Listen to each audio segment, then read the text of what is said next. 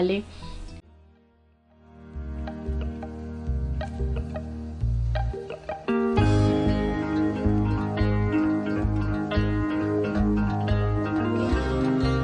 La maestría de vivir, donde el destino eres tú.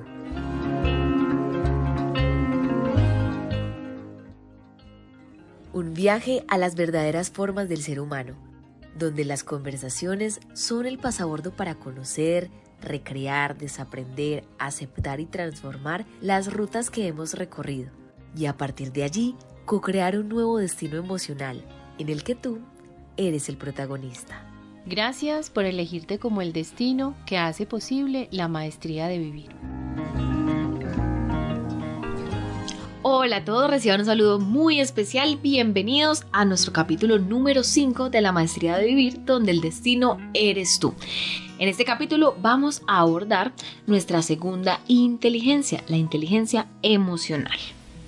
Uno de los retos grandes que tenemos hoy en la humanidad de relacionarnos con las emociones. Bienvenidos a todos los que se están regalando este tiempo de parar, respirar y cambiar el observador, tal vez con lo que venimos creyendo de lo que es la vida, de lo que son las emociones, y este espacio es absolutamente creativo, así que vamos a disfrutar el hecho de hablar de emociones y de tener una mirada más profunda de lo que esto representa.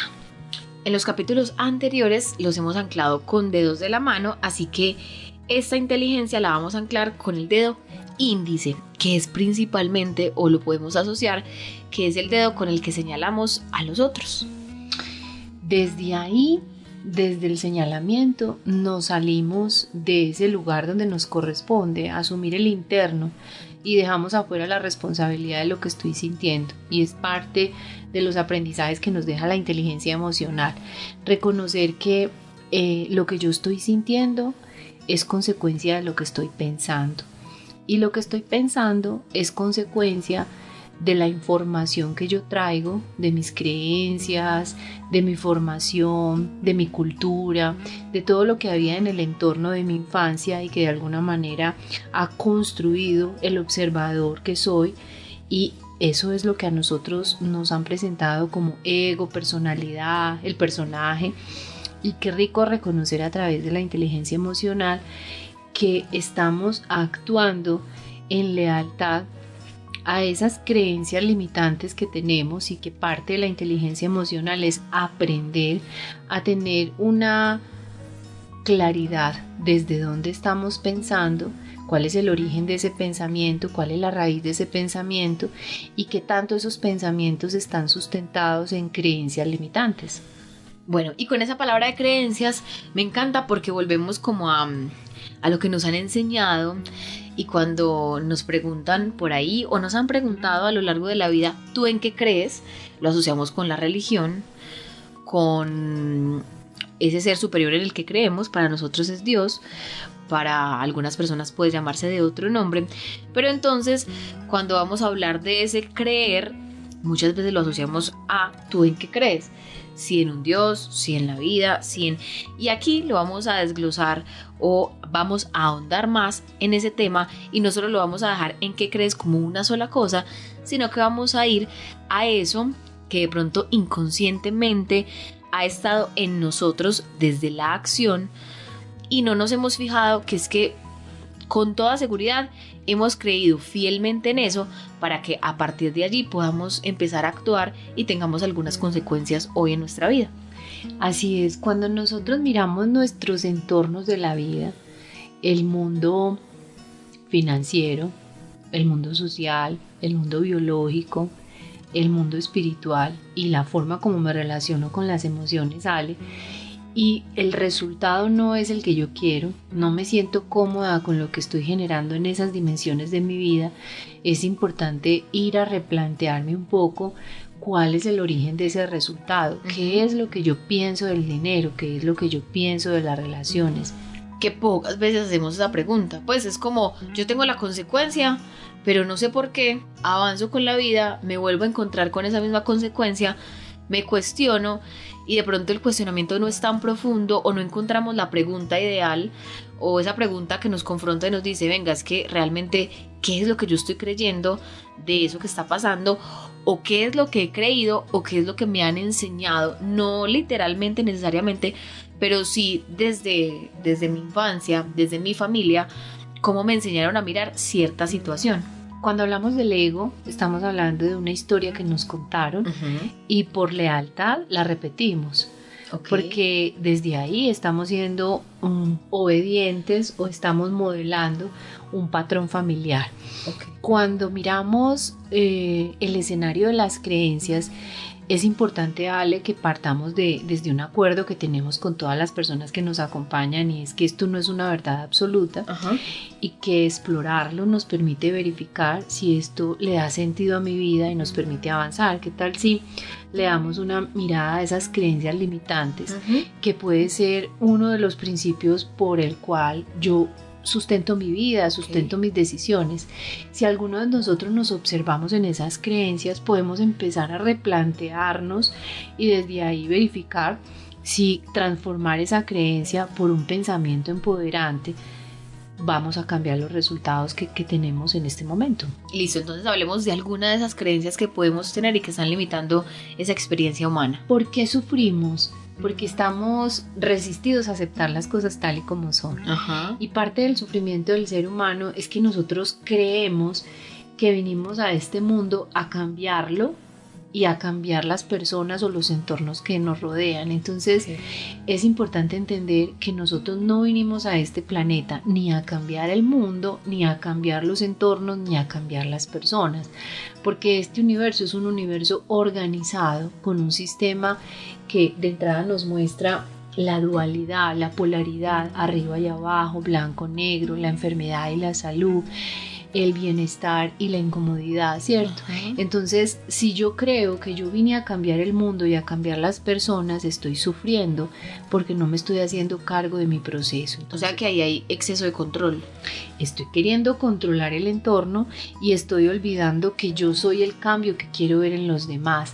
Así que si tú te estás observando hoy queriendo cambiar a tu jefe, queriendo cambiar a tu pareja, queriendo cambiar el sistema de gobierno, queriendo cambiar incluso hasta los escenarios del colectivo, te invito a que te vuelvas a casa, que es ese lugar hermoso y sagrado que es tu corazón, y te des cuenta que la única forma de poder aportar a la comunidad, al colectivo, es siendo el cambio que quieres ver en los demás. Que no es tan sencillo porque, como decíamos ahorita, es más fácil, rápido, inmediato, inconsciente incluso, señalar. Uh-huh. Es él, es afuera, es que no... Es el sistema. No está correcto para mí, no es como a mí me enseñaron, o de determinadas situaciones o comportamientos de otros, pero entonces cuando llega ese momento de confrontarnos a nosotros y decir como, esa persona no recoge la basura, pero entonces lo va a hacer yo. No es tan sencillo porque uno espera más fácil que el otro se movilice desde un lugar de ego y de querer que el otro haga. No es tan sencillo cuando digo, bueno, y si no lo hace el otro y lo hago yo. Uh-huh. Pero lo haces tú desde un lugar emocional, y volvemos a algo de lo que hablamos en un espacio anterior, es ¿qué haría el amor? ¿Qué haría el amor? Porque lo haces tú sin juzgar, lo haces tú sin quererte poner en un lugar superior al otro. Sin emoción. Sin emoción, simplemente desde una neutralidad dices, bueno, yo soy el cambio que quiero ver en el otro, y tu vida es una marca de inspiración, o sea que tú haces porque es por convicción que estás haciendo ese acto, no es una reacción sino una acción, y pues por consecuencia las personas que están en tu entorno te modelarán. Ok, bueno, entonces esa es una de las creencias. ¿Cuál puede ser otra creencia? Bueno, esto es confrontante, sí. Si es primera vez que me encuentro con esta información, pero dentro de nuestra experiencia humana no existe el bien y el mal, porque dentro de nuestro proceso evolutivo cada ser humano hace lo mejor que puede con lo que tiene, así que lo que hay es personas actuando desde la información que tienen. Ajá. Y hay personas que dentro de su información tienen heridas emocionales, han sido abandonados, han sido humillados, han sido maltratados, su expresión del amor ha sido incluso desde la indiferencia, y desde ese lugar esas personas actúan. Pongámoslo en el marco de un ejemplo que esta semana nos vivimos y nos pasó, y es en el término de los colores. Cuando tú solo tienes amarillo, verde y rojo, no me puedes dar blanco porque no tienes, así quisieras. No sabes cómo, porque tus colores son esos. Entonces esos colores podemos enmarcarlos como en lo que te han enseñado, en lo que aprendiste, en lo que has verificado. No puedes llegar a otro color si no lo tienes tú. Entonces, cuando yo comprendo que el otro no me puede dar el color que tiene porque está haciendo lo mejor con esos 3 colores que tiene, ahí viene la aceptación y dejo de señalar eso que sucede afuera para comprenderlo.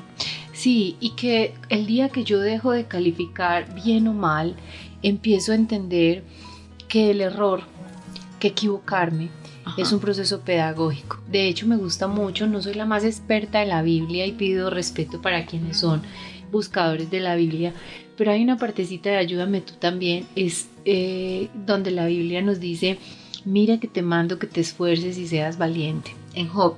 Listo. Mira que te mando que te esfuerces y seas valiente. ¿Cómo lo interpreto yo? Que finalmente hay un mensaje muy bello a través de esa metáfora, que equivocarse es un proceso de aprendizaje, que esforzarse y equivocarse es un proceso de aprendizaje, y que la valentía es esa oportunidad de ver la mejora en ese error. Así que si los seres humanos nos equivocamos, no lo hacemos porque queremos hacerlo, sino que cada ser humano en su proceso evolutivo y en su nivel de conciencia se equivocan para aprender, para evolucionar. Entonces no existe lo bueno y lo malo, simplemente existen situaciones, y desde donde yo las miro es desde mi patrón mental. O sea que cada observador, así como tú lo acabas de poner en el ejemplo de los colores, es perfecto, cada quien lo mira desde ahí. Si dejamos de calificarlo bien o mal, empezamos a entender que todo en la vida carece de significado, y que el único significado que le puedo dar es desde mi realidad, desde mi observador. Hay otra creencia que nos limita y nos lleva a vivir altos niveles de sufrimiento, y es creer que somos dueños de las cosas y de las personas. Realmente, Ale, nosotros estamos en este planeta de paso, somos turistas de este planeta y venimos a vivir una experiencia temporal. Nuestro cuerpo y la experiencia humana es temporal, para nuestra conciencia la experiencia sí es eterna, pero en ese camino humano temporal nosotros solo vinimos a administrar los recursos que la vida nos facilita y a compartirnos con las personas que llegan. Como el mayordomo. Administrar los recursos que la vida nos pone. Si yo empiezo a experimentar desde el estado de comprensión que nadie me pertenece y que a nadie le pertenezco, empezamos realmente a experimentar el amor, porque el amor no controla, el amor no posee, el amor no es envidioso, el amor no quiere pasar por encima del otro, el amor permite la libertad. Y desde ahí entiendo por qué los hijos se van de casa, por qué la pareja también tiene el anhelo de cumplir sus propios sueños, por qué las personas también somos temporales en las organizaciones, porque parten de este plano físico seres importantes de nuestra vida. Y si yo empiezo a entender la temporalidad de nuestra experiencia, no sufro y empiezo a vivir con mucha más intensidad el presente. Y ahí podemos anclar algo que escuchaba esta semana, y es que no es el amor de la vida, es el amor en la vida, en esta vida. Entonces es como mi amiga para toda la vida. Entonces hay 2 cosas: mi amiga, entonces solo es mía, para mí, y para toda la vida. ¿Qué significa esto? Que lo podemos llevar no a un acompañamiento para siempre, sino un acompañamiento para este instante, hasta que la situación lo permita, hasta que nosotros mismos lo permitamos, y eso llevándolo a cualquier relación. Entonces no es mi pareja para toda la vida, mi novio para toda la vida, sino que es mi novio o mi novio de la vida, sí, de esta vida. Entonces como no llevándolo a eso de que es mío, para mí, para siempre, no va a estar con nadie más, no quiero que comparta eso que tenemos con otro o con otra persona, sino que es durante este instante que también hemos anclado durante varios capítulos, ese instante que es lo único que yo puedo tener y acerca de lo único que puedo conversar, me lo disfruto mientras me pueda acompañar. Ale, para soltar, no te lo voy a cambiar. Para saltar, necesito soltar. Y nosotros queremos saltar, que ese saltar significa avanzar, evolucionar, aprender, materializar, crecer a todo nivel, pero no queremos soltar. No queremos soltar el trabajo que tenemos porque nos da miedo a no tener las capacidades de asumir algo nuevo. No queremos soltar a esa pareja porque tenemos miedo a la soledad, pero tampoco estamos bien ahí. Tenemos miedo a soltar esos patrones, esos hábitos que nos dan la comodidad y la seguridad por el miedo a lo nuevo, a lo desconocido. Entonces, entender que nada nos pertenece y nuestra temporalidad nos deja en esa profunda reflexión.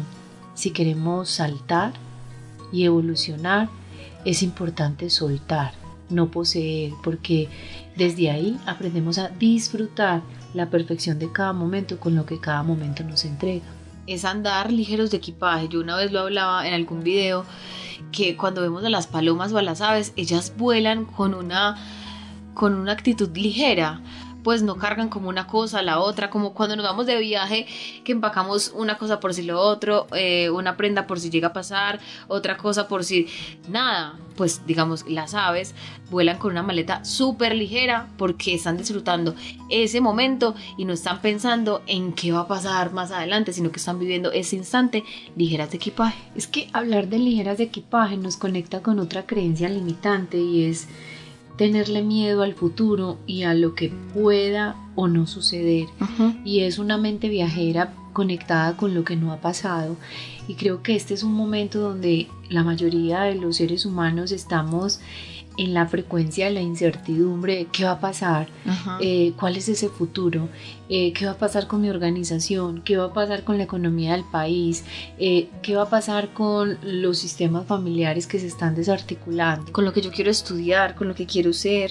Si este trabajo, en estos días me decían, es que ya no vamos a encontrar trabajo porque todo el trabajo lo hacen las máquinas. Y esta semana leí algo tan hermoso donde yo veía, bueno, ¿y quién va a reemplazar el que siembra una flor? ¿Y quién va a reemplazar ese vínculo, esa conversación, ese abrazo, ese reconocimiento? Es que el humano hace parte de esta experiencia física en este planeta. Y el futuro dentro de nuestro sistema de creencias es un detonante de la ansiedad, del estrés.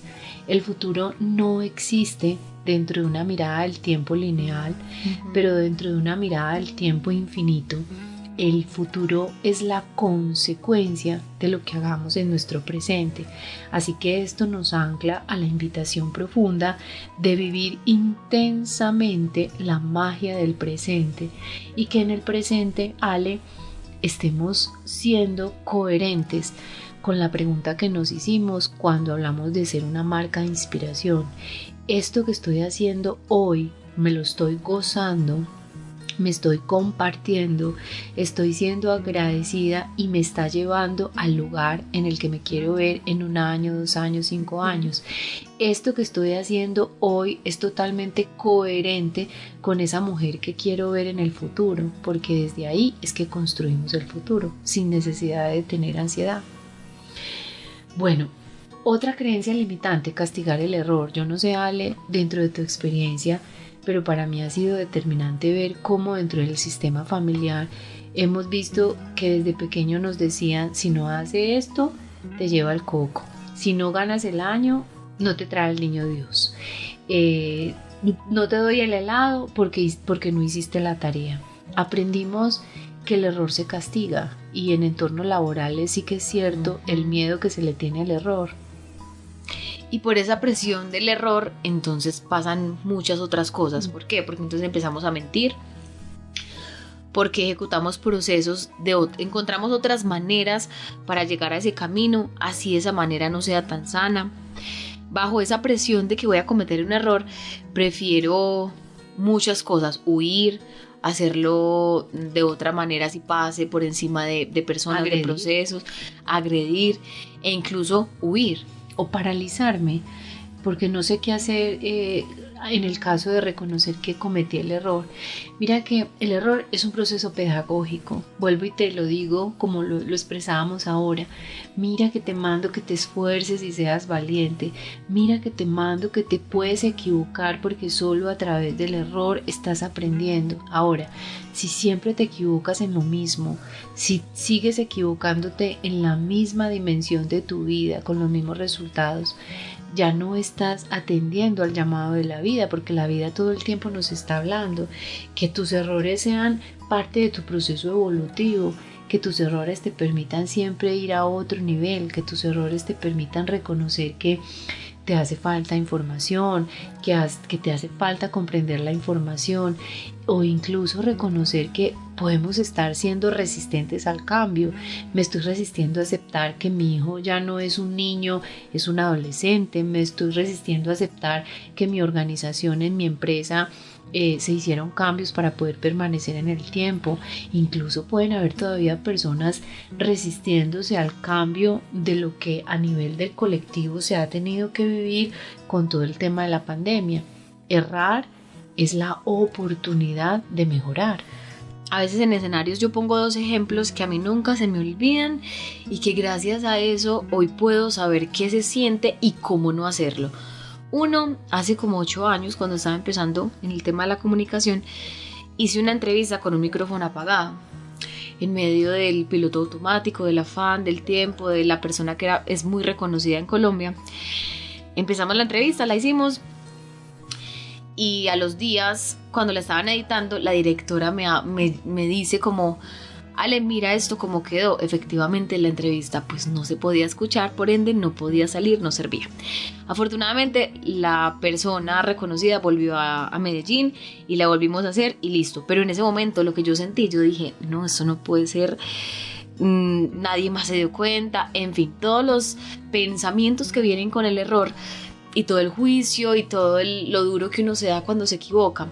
Entonces, hoy, por ejemplo, a mí no se me olvida encender un micrófono cuando voy a presentar un evento, cuando voy a hacer algo, pero es porque ya sé qué sentí cuando eso sucedió. Y otro ejemplo es que en esa misma época hice una entrevista masticando chicle y eso se ve horrible, pero en ese momento yo no me di cuenta y cuando la vi yo dije, hoy en día yo entro a algún escenario para trabajar, que me contratan y el chicle no está en mi vida, pero no me hubiera dado cuenta si no hubiera sucedido.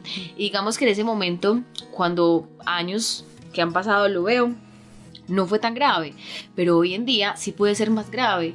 Pero entonces si no lo cometo, no hubiera tenido como ese margen de ya sé qué pasa, qué puede pasar, y digamos que puedo evitar más fácil, pero solo después de equivocarme. Claro, y es que equivocarse es la oportunidad perfecta para observarnos, solo que desde nuestras creencias limitantes, primero el error lo castigamos, segundo el error no lo asumimos, y tercero estamos siempre buscando culpables, estamos buscando afuera el responsable, si no fuera porque, y la excusa para no asumir. Cuando yo me libero de la culpa, cuando yo me libero de la necesidad de juzgar, yo entro en un escenario del adulto que se hace cargo, del adulto que se empodera, y desde ese lugar es capaz de preguntarse, este error, ¿qué me está enseñando? Con esto que hice o con esto que no hice, ¿qué puedo aprender? ¿Cómo voy a capitalizar de esta experiencia el aprendizaje para no volver a cometer el error? Pero eso solo lo hace una persona que ha trabajado su desarrollo personal y que es consciente que a través del error lo que estamos haciendo es evolucionar. Es evolucionar, tomar decisiones. Eso es bien importante. Bueno, Ale, y aquí hay algo que sé que te encanta porque es hablar de comunicación, pero dentro de las creencias limitantes que tenemos es que por nuestras historias, por esa narrativa que tenemos tan incorporada, creímos que utilizar la violencia, la imposición y la prohibición es la mejor forma para lograr los objetivos. Incluso culpar a los demás por lo que está sucediendo, por lo que sentimos. Cuando desarrollamos nuestra inteligencia espiritual, cuando nos reconocemos en esa condición de seres de luz habitando esta experiencia humana, es importante comprender que el lenguaje es determinante para nuestra experiencia de vida, lo que comunicamos, lo que no comunicamos. Entonces, el lenguaje impositivo de la madre, del padre, de la abuela, de las figuras de autoridad, de los jefes, incluso de nosotros en nuestras relaciones de pareja, la palabra tiene, debe, hubiera, son palabras que determinan una reacción en el cerebro del otro, que más adelante podemos ampliar un poco esta información, pero quedándonos en el contexto de creencias limitantes, no necesitamos generar un lenguaje impositivo para movilizar el otro al cambio. La mejor forma de movilizar al otro al cambio es invitándola, hablando en plural, cómo lo podemos hacer, qué te gustaría que pasara, qué te pasó, qué situación se presentó. Y entre más nos observemos si la palabra tiene, hubiera y debería están integradas en nuestra narrativa, que la transformemos para que tengamos una respuesta diferente en la relación con el otro, y que nos hagamos cargo de nuestro mundo interno, entendiendo que lo que yo siento no es responsabilidad del otro, sino que es a través del otro. Por eso la experiencia de un líder, y es determinante cualquier escenario de la vida, no es lo que le pasa al líder, es lo que el líder hace con lo que le está pasando. Entonces, una persona emocionalmente centrada, que sabe gestionar sus emociones, sabe que lo que le está pasando tiene recursos para manejarlo. La persona que no tiene inteligencia emocional lo que hace es culpar y utilizar un lenguaje violento para lograr los resultados. Entonces siento que es un regalo muy bonito de empezar a entender que la lucha, la imposición, la discusión, los celos, el juicio, la queja, son facetas de estas creencias limitantes que nos están mostrando ese concepto de ego ignorante que podemos tener, y que también aquí dejo a claridad algo bien bello, y es que el ego no es algo con lo que hay que luchar, el ego tampoco es algo de lo que tenemos que sacar de nuestras vidas. El ego es esa estructura, esa personalidad, yo lo llamo el personaje Luz Dari, ese personaje que se ha construido y es un gran recurso para nuestro proceso evolutivo, solo que dentro de este camino de la inteligencia emocional el llamado es a que tu vida sea gobernada por el espíritu y no por el personaje. Y cuando pasa todo lo contrario, lo que hacemos es, volviendo a la parte inicial del podcast, es entregar esa responsabilidad al otro, es responsabilizar, como tú lo hiciste, como permitiste esto o como lo hiciste de otra manera. Entonces me fijo en el otro, le responsabilizo eso y no gestiono lo que sucedió y no reacciono de esa manera como esperamos que, por ejemplo, en el caso del líder o de quien es figura de autoridad, o que ni siquiera tendríamos que ser figura de autoridad, sino como quisiéramos que reaccionara el otro cuando sucede alguna situación. Así es, yo pienso que podemos cerrar este encuentro diciendo algo muy lindo, y es algo que hemos repetido en diferentes escenarios, es: nuestras emociones están siendo absolutamente condicionadas por lo que estamos pensando, y lo que estamos pensando está absolutamente condicionado por la información que aprendimos. Que cuando lo mencionaste al inicio, yo te iba a decir que lo repitiéramos, pero avanzamos. Y es que entonces cuando estemos sintiendo rabia, tristeza, angustia, frustración, impaciencia, celos, bueno, y todas las emociones que nos generan como incomodidad, así es, entonces nos podemos preguntar qué estamos pensando.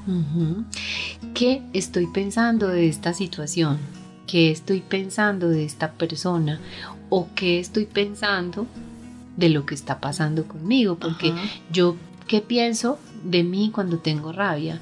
Yo qué pienso de mí cuando tengo tristeza. Que pues no nos preguntamos eso, sino que dejamos que todo eso fluya, salga de la manera en la que siempre hemos estado acostumbrados, y luego ya como que reflexionamos cuando llega la noche, cuando todo está en calma, entonces ahí llegan los hubieras. Yo reaccioné, entonces hubiera.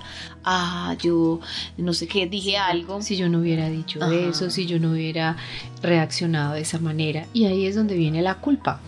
Okay. Porque eso es lo que hace el hubiera desde la narrativa, desde la lingüística. El hubiera lo que hace en el cerebro es generar esa sensación de culpa y conectarme con algún registro, algún patrón que traigo de la infancia de no haberme portado lo suficientemente bien.